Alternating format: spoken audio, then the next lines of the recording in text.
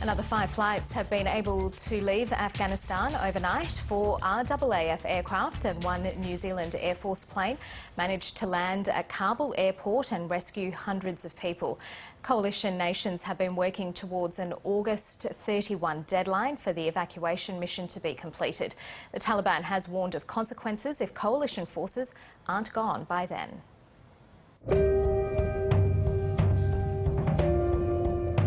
Last night we got over 650 people out. It was our biggest night. That was on 5 flights, including 1 Kiwi flight. We've uplifted a lot of Kiwis. They were with us last night, uplifting Aussies, and so we thank them for that. But 5 flights, over 650, almost 1,700 people we've evacuated now. We've been going like we won't be able to get another flight in the next day, so we've been trying to make every flight as successful as possible. We'll keep doing that for as long as we can. If that deadline is able to be pushed out, we've made that clear to the United States that we will support that. There are thousands of people in Afghanistan right now, the families of Australian citizens, who are only there because he hasn't processed their visas. And I have more Afghan Australians in my electorate than any Member of Parliament, and this is personal for me and my community. Scott Morrison will never be able to look them in the eye. He'll go to his own grave bearing the shame and the stain of what I'm told by my community are likely deaths.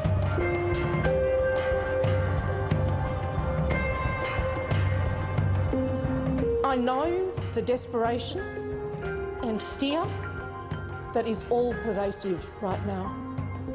I know it is difficult beyond our imaginings for so many brave and proud people in Afghanistan right now.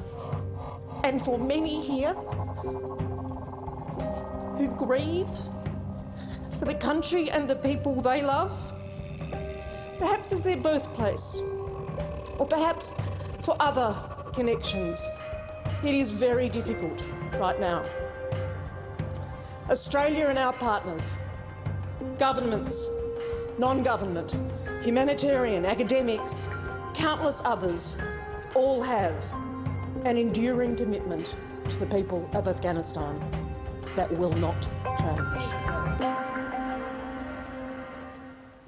Well, let's get more on Australia's evacuation mission out of Afghanistan. I'm joined now by Luke Gosling, a federal Labor MP and retired Army officer who served in Afghanistan. Luke Gosling, thank you for your time. How concerned are you about the security situation at Hamid Karzai Airport in Kabul? Good evening, Karina. Yeah, very concerned. The reports that I'm getting from the ground say that it's very difficult for people who have got visas to get to the airport. We know that there's been a number of successful evacuation flights, and that's great. The people from our Australian Defence Force, DFAT, they are doing a sterling job in getting people out. The question is, how can we get more of those who have been given visas by Home Affairs into the airport to get evacuated? Yeah, so there's only 1 week left under the existing deadline to get people out. Is that enough time to get out all of the Australians and the Afghans who worked with our ADF out of the country? The reality is that it may not be, Karina, which is something that the federal government, obviously in consultation with the allies, will work out a plan forward. In the meantime, obviously it behoves us to get as many of those people out, whether it be Australian nationals that are still in Kabul, or whether it be those Afghans who loyally served us, who have been given visas. As a local member, and local members around the country would have had this, we've been inundated with requests for support. A constituent of mine in Darwin was really trying to get her father out. He's since been shot dead by the Taliban. These are very serious times, and I just want to say how much we support the courage of our ADF and DFAT people in doing this important role, but how important it is that there's coordination between Home Affairs, the Department of Defence and the Department of Foreign Affairs, so that we get as many of these people out as possible. That story of the woman is truly horrible. What level of support is she receiving? She's got family and friends that are around her. There's a small Afghan community in Darwin, but yeah, there was a candlelight vigil last night in Darwin down at our cenotaph, and that was run by veterans who are really feeling at the moment that we haven't done everything that we could do. And they're right to think that. We've been very slow in this response. We are where we are. We want to move forward and make sure that we safely evacuate as many people out as possible. But the veterans led and provide an opportunity for the community to come together and just be together in solidarity with the Afghan Australians, but also just giving each other comfort in this time and working out how we can help into the future. Luke Gosling, you are a retired Army officer, but I said in the introduction that you served in Afghanistan, but you didn't with the ADF, did you? You were there in a private security capacity, is that correct? Yeah, I was working down in Kandahar as an advisor between the UN mission, the coalition forces and Afghan elders who were trying to run an election process.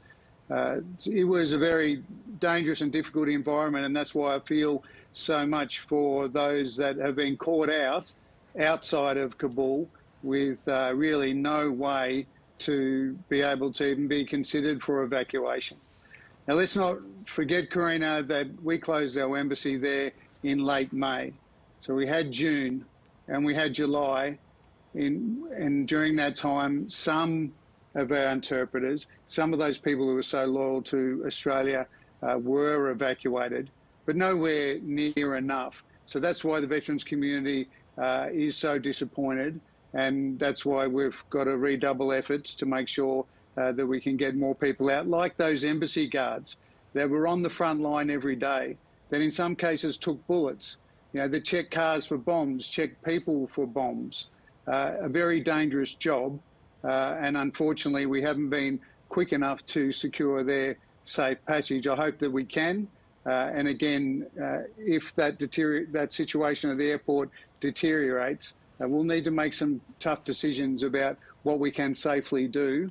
But this is what the ADF trains for all the time. Evacuation operations is what the ADF trains for. But with that 2-month window, it's a bit puzzling why the Prime Minister had to get troops from Townsville to do this evacuation operation. Now, why weren't they already in the United Arab Emirates ready to respond to get more of these loyal Afghans out that saved Australian lives? That's a question the government has to answer. Given your experience on the ground there, we know that the main Taliban leadership remains in Kandahar. They haven't made their way to Kabul as yet. Do you have any understanding of why that might be the case? We've seen that there is basically a fractured power structure in various parts of Afghanistan since the Taliban have come back to power. Karina, I'm not privy to the latest intelligence brief as a member of the opposition, but as your listeners would know, Afghanistan is so complex. So at the moment, there would be different power factions, not only within the Taliban, but within other organisations, and not to mention the different Afghan warlords that are all positioning at the moment to see how much power and how much of a stake they can have in the future. There will also be foreign influences at the moment that make this a very difficult time. So I just underscore how dangerous this volatile situation is, how it didn't have to be like this, how we could have got more people out earlier. But just so your viewers know that our ADF people have got a very difficult job.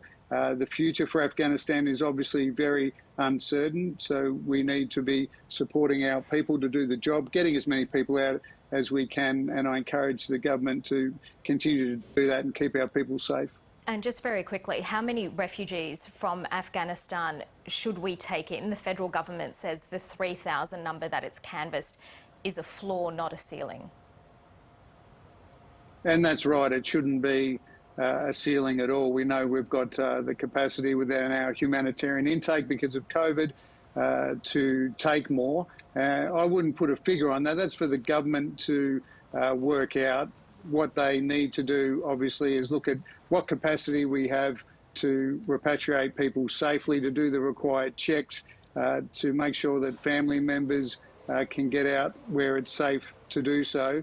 What quantum that number comes to, I'm not sure, but I think with already at least 1,300 people out, it's at least that much again, and there'll be more because there are so many people that are in danger at the moment, and we can do more to assist them. Luke Gosling, thank you so much for taking the time to speak to us. Thanks, Karina. New Zealand has recorded